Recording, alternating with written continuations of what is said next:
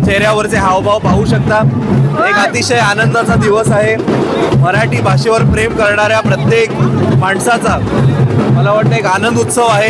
शेवटी मराठी भाषेचा विजय झालेला आहे।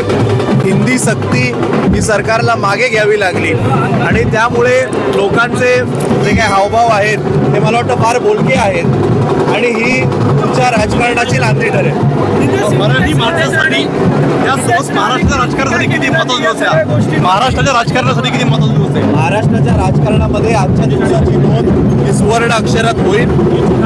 येणाऱ्या पुढील महाराष्ट्राच्या राजकारणाला नवीन वळण हे आजच्या या NSCI डोमच्या इव्हेंटमुळे नक्की मिळेल।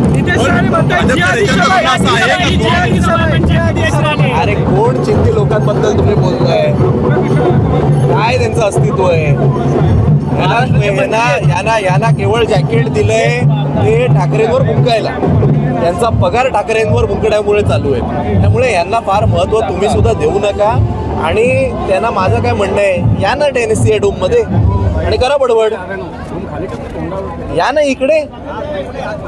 काय कधी जुनं काढतात, जाऊ दे आता। काय फालतू लोकांवर फार वेळ बोलून वेळ घालवण्याची गरज नाही। मी परत एकदा सांगतो, इकडे जे आज पावसाळ्याचे दिवस आहेत त्यामुळे आम्हाला कार्यक्रम NSCI डोममध्ये घ्यावा लागला, नाही तर शिवाजी पार्क सुद्धा कमी पडलं असतं।